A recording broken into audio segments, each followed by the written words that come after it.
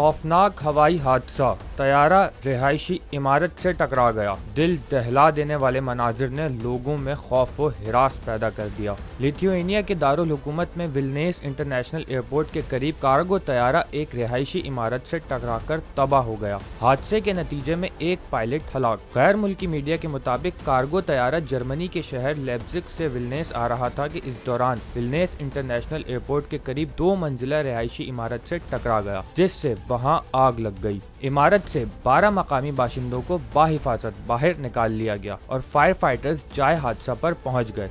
वाज़ेह रहे कि तैयारे में 2 पायलट सवार थे, जिनमें से एक हलाक जबकि दूसरा मौजूदा तौर पर बच गया।